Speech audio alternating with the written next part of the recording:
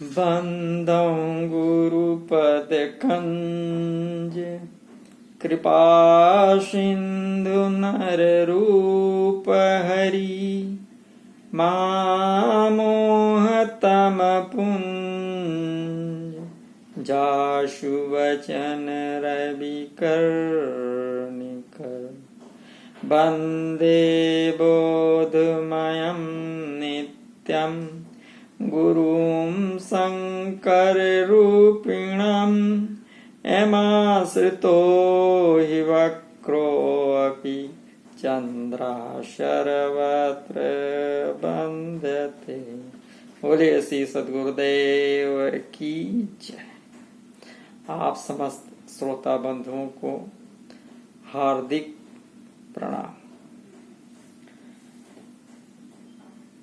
इस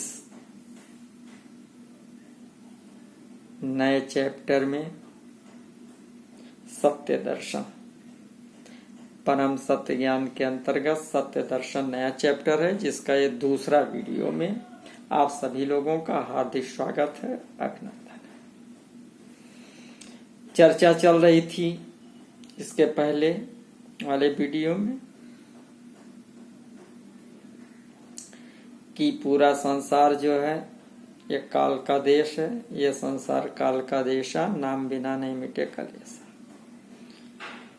तो संसार झूठा है तो इसके रचयिता भी झूठा, ब्रह्मांड असत्य तो इसका रचयिता भी असत्य, ब्रह्मांड में रहने वाले दुखी तो ब्रह्मांड का राजा भी दुखी, क्रूर व शैतान हुआ।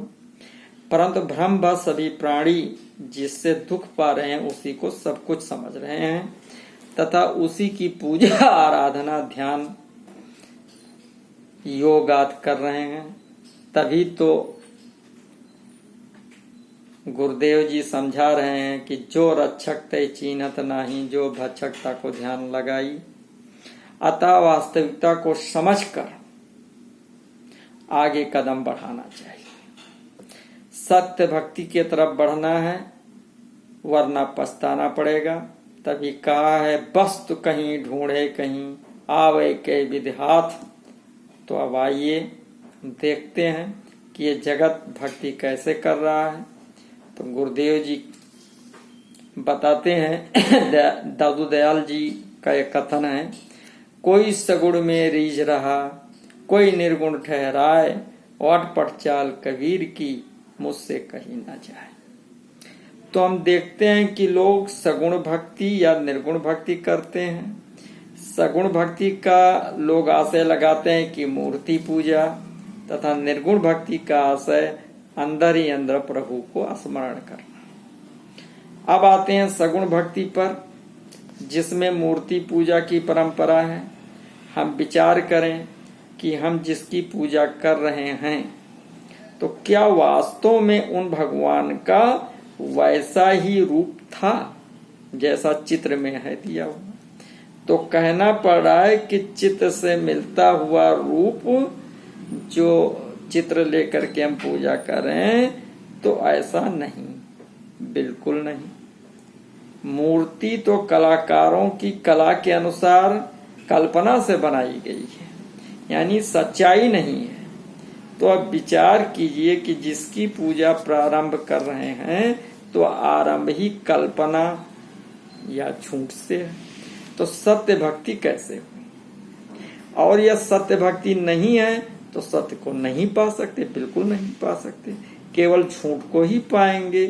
तो झूठा है यह संसार, अर्थात सांसारिकता प्राप्त होगी और काल चक्र में फंसे रहेंगे, 84 का गोता लगाते रहेंगे, मुक्ति कोसों दूर होगी और हम अपने निज स्थान अमरलोक सत्य पुरुष को नहीं पा सकेंगे। हमारे विचार से सगुण भक्ति का अर्थ होता है कि ऐसी भक्ति जिसमें भगवान या परमात्मा अपने गुणों सहित, सगुण यानी गुणों सहित आपके समक्ष हो, आप उससे बात कर सकें, यथार्थ में उनकी सेवा कर सकें, आप अपनी समस्या उनके सामने रख सकें तथा वो भगवान आपकी समस्या का निराकरण करने में सक्षम हो। आपका मार्गदर्शन कर सकें तथा समय आने पर आपको ले जाकर सत्य स्थान पर पहुंचाते हैं। यही सत्य भक्ति होगी। तो विचार कीजिए कि ऐसा भगवान कौन है। तो सुनिए, वो भगवान वो है जो हमें 84 के बंधनों से छुड़ाकर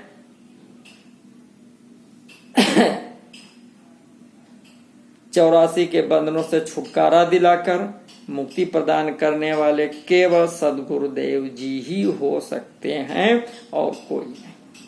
सद्गुरुदेव जी ही संपूर्ण गुणों सहित हमारे सामने होते हैं। अतः वास्तविक सगुण भक्ति, सत्य भक्ति सद्गुरु भक्ति ही है।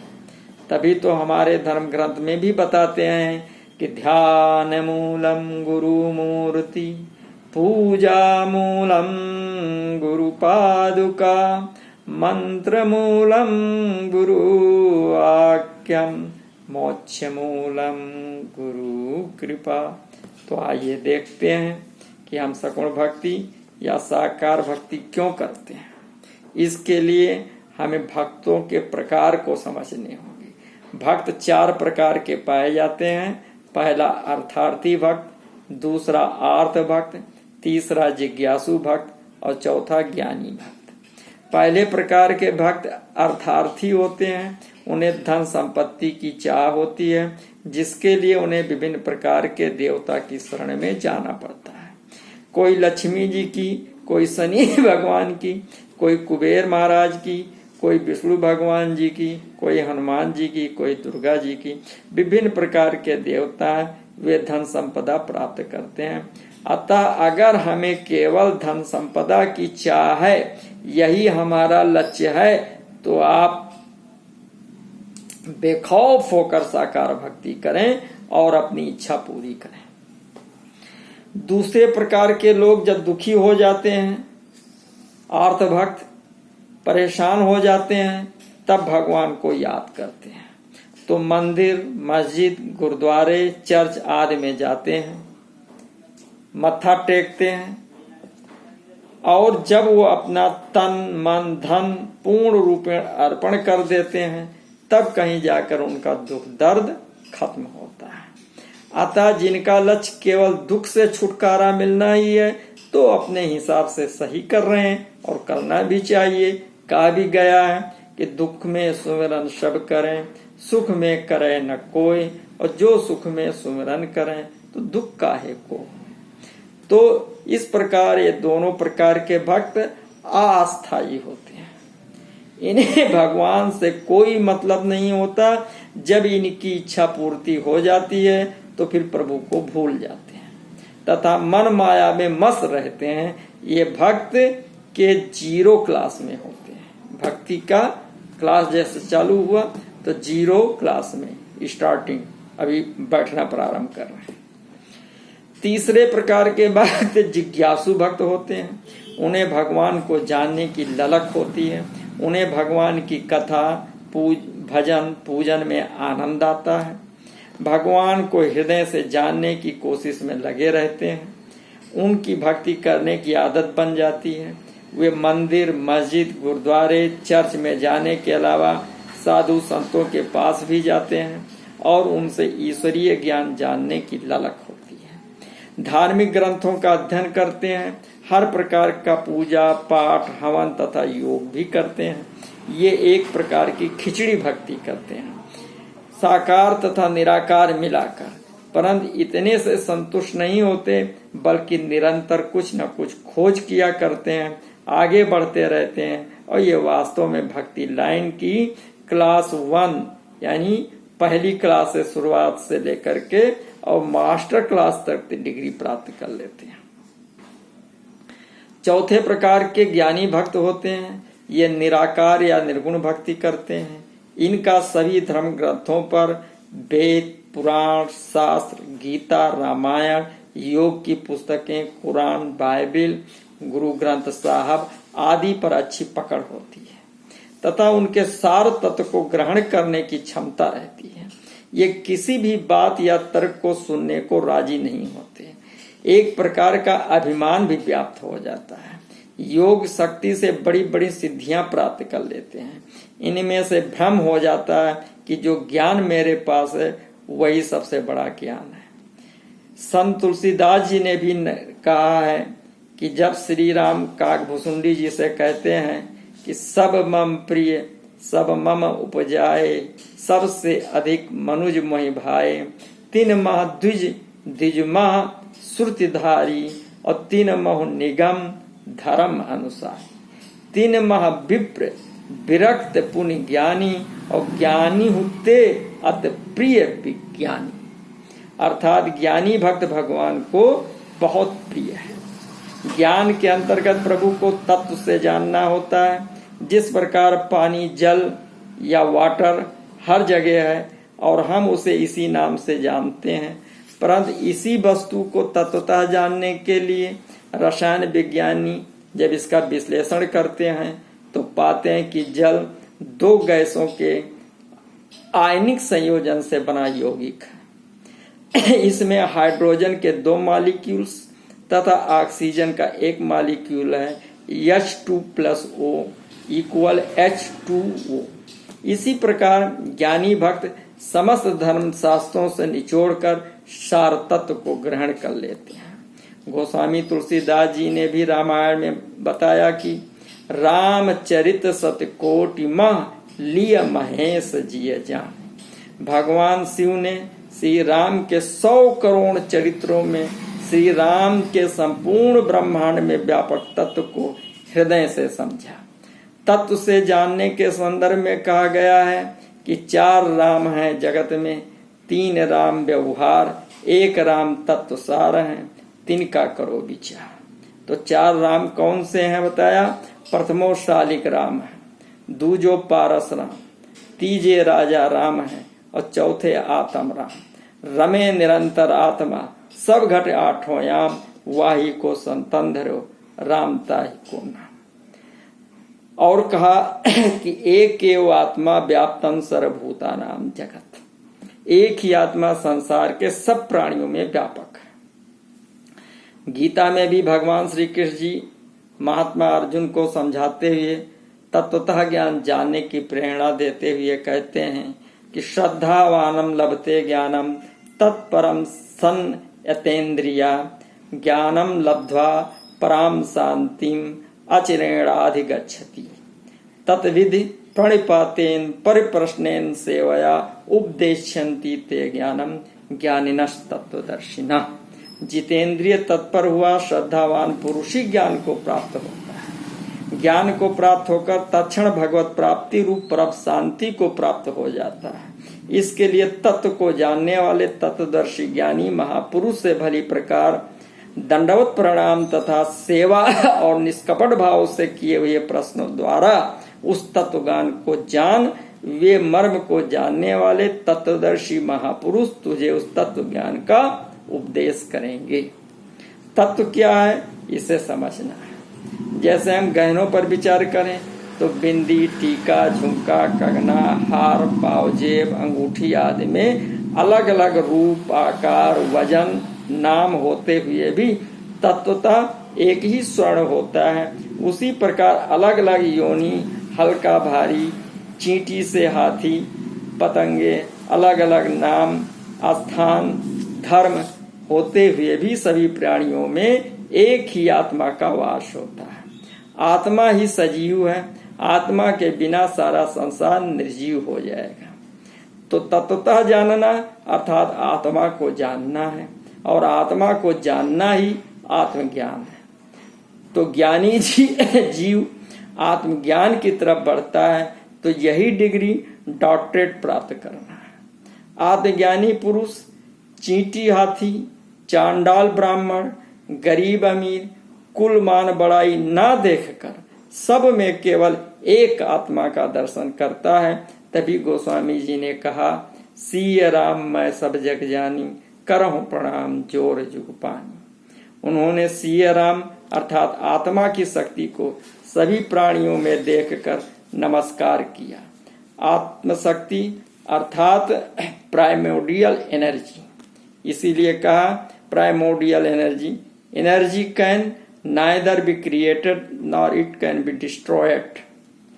अब इस शक्ति को केवल दिशा बदली जा सकती है। अगर इसका डायरेक्शन निम्न दिशा में कर दें तो माया संसार में ही भटकते रह जाएंगे, 84 लाख योनियों का चक्कर लगाते रहेंगे, पुनरभ जन्मम पुनरभ मरणम में संलग्न रहेंगे। तथा अगर इस शक्ति का उपयोग ऊर्ध्व दिशा में कर देंगे तो माया और मन को पार करते हुए सोर्स ऑफ प्राइमोर्डियल एनर्जी तक अर्थात सतपुरुष तक पहुंच जाएंगे, माया के 84 के बंधन से मुक्त हो जाएंगे। परंतु हम साधारणतया ये देखते आ रहे हैं कि मन की वृत्ति सदैव ही नीच वृत्ति होती है। जैसे पानी का स्वभाव स्वतः नीचे की तरफ होता है, और अगर हम पानी को अपने भवन के तीसरे चौथे मंजिल पर पहुंचाना चाहते हैं तो एक शक्तिशाली मोटर की आवश्यकता होती है, तभी पानी ऊपर चढ़ेगा। इसी प्रकार चाहे सगुण भक्ति हो चाहे निर्गुण भक्ति हो, दोनों में ही अगर हम मन को ऊर्ध्व दिशा देना है तो एक शक्तिशाली गुरु की आवश्यकता होती है। गुरु ऊर्ध्वगामी होते हैं तथा वो हमें ऊर्ध्वगामी बना देते हैं। संत तुलसीदास जी ने भी कहा कि गुरु बिन भव निधि तरय न कोई, जो बिरंच शंकर सम होई। राम कृष्ण शोक को बड़ो तिनहु ने गुरु कीन, और 3 लोक के धनी गुरु आगे आधीन। गुरु को जब समर्पित हो जाएंगे तो दयालु कृपा निदान हमारी दिशा और दशा दोनों को सुधार देते हैं। अब आइए देखते हैं कि अपने शिष्यों को ज्ञानी बनाने के लिए इस भारत वर्ष में बहुत बड़ी बड़ी संस्थाएं हैं और वो सभी को आत्मज्ञान दे रहे हैं। आत्मज्ञान में कितनी भ्रांतियां हैं ये समझते हैं। सभी कहते हैं कि जो ज्ञान हम दे रहे हैं उससे मोक्ष अवश्य मिलेगा। किसी के पास बस का टिकट है तो कहता है कि प्लेन का ये टिकट है, किसी के पास ट्रेन का है तो भी कहता है कि ये प्लेन का टिकट है, किसी के पास प्लेन का टिकट है तो कहता है कि ये रॉकेट का टिकट है। अपने टिकट को कोई कम नहीं आंक रहा है, जबकि वास्तविकता ये है कि किसी के पास वो टिकट नहीं है जो हमें सच्चा आत्मज्ञान देकर, आत्मदर्शन कराकर, सत्य दर्शन कराकर, सत्य लोक अमर लोक तक पहुंचाकर सतपुरुष से मिला दे। सब ने अपनी अपनी सुविधा के अनुसार अपना आत्मज्ञान बना लिया और वे स्वयं भ्रम में हैं और अपने करोड़ों शिष्यों को भी भ्रमित किए हुए हैं। अभी उन्हें यही नहीं पता कि मन क्या है, मन की कितनी सीमा है, माया क्या है, माया का विस्तार कितना है, क्या जो ज्ञान हम बांट रहे हैं क्या वो मन माया से परे है, क्या वो पराविद्या है, क्या वो परम विद्या है। वे अपने ज्ञान को ही पराविद्या कहते हैं। कोई बात नहीं, कहने दीजिए, जबकि वो मन तथा काल के अंतर्गत ही आता है। तो वो पराविद्या चलो ठीक है, कोई बात नहीं, लेकिन परम विद्या तो नहीं है, यानी है वो अपरा विद्या और कहते हैं कि परा विद्या। गुरुदेव जी कितने प्यारे ढंग से हमें बता रहे हैं कि आत्मज्ञान क्या है। कहते हैं कि मन स्वरूपी देव निरंजन, तो ही रहा भरमाई, हे हंसा तू अमर लोक का, पड़ा काल बस आई, 5-25 3 का पिंजड़ा, ता में तो राखा भरमाई, और तुझसे बिसर गई सुध घर की, काल तो रहा घर खाई। तो हमारी आत्मा को परम ब्रह्म ने मन रूप से आच्छादित कर रखा है तथा अपने साथ अपने 5 सहायक काम, क्रोध, लोभ, मोह, अहंकार तथा 5 की 5 सहकर्मणी नागिनियां भी आत्मा को वशीभूत किए हुए हैं। फिर इन्हें 5 तत्वों से निर्मित शरीर रूपी पिंजड़े में कैद किया गया है। शरीर में सत रज तम से प्रभावित इंद्रियों के झरोखे हैं और ये इंद्रियां बहिर्मुख होकर 5 तत्वों से निर्मित इस जगत में माया में भ्रमित है तथा आत्मा अपने को भूल गई है। वो समझती है कि यही शरीर ही हम हैं तथा ये विनाशी जगत ही हमारा घर है। आत्मा चूंकि स्वयं आनंदमय है, अतः वो अपने को ही आनंद, परमानंद, सच्चिदानंद न समझकर वो आनंद संसार जगत में ढूंढती है और काल कलंदर के जाल में फंसकर 84 लाख के चक्कर में पड़ी रहती है तथा भौतिक जगत में क्षणिक का आनंद पाकर फिर अतृप्त होकर दुखी होती रहती है। अब सदगुरुदेव जी जो आत्मज्ञान देकर उसे चेतन कर देते हैं। चेतन होने में क्या प्रभाव होना चाहिए कि हमारी इंद्रियां संसार के तरफ से हटकर अंतर्मुखी होनी चाहिए।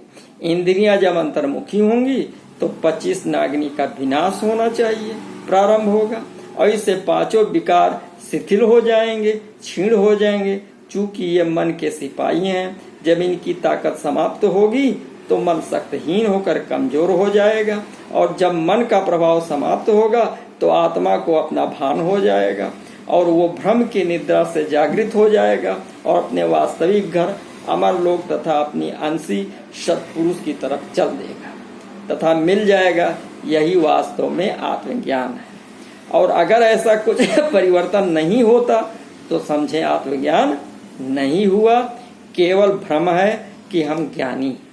इस प्रकार असत्य ज्ञान से ज्ञानियों में अहंकार आ जाता है, वे और किसी की सुनते नहीं है तथा कूपमंडूक बनकर अपने दुर्लभ मनुष्य जीवन को गंवा देते हैं।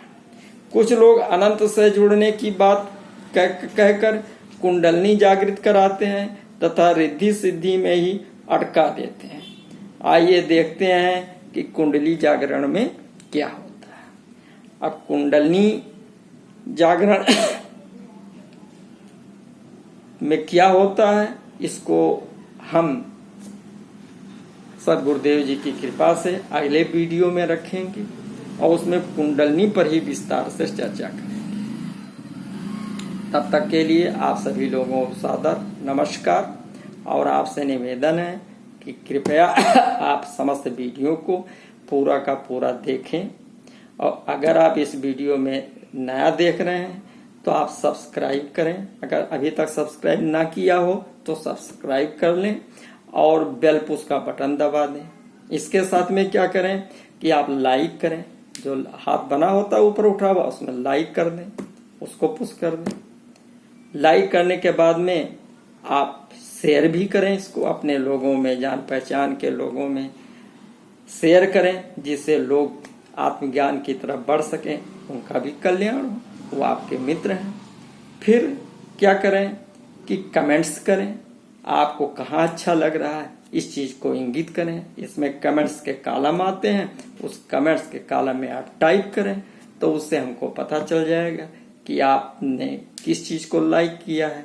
ठीक है, तो आप लोगों से आग्रह है कि आप लोग जो है ऐसा करें। ऐसा करेंगे तो हमारे में सुधार आएगा और हम अच्छा करने का प्रयास करेंगे। तब तक नमस्कार, धन्यवाद।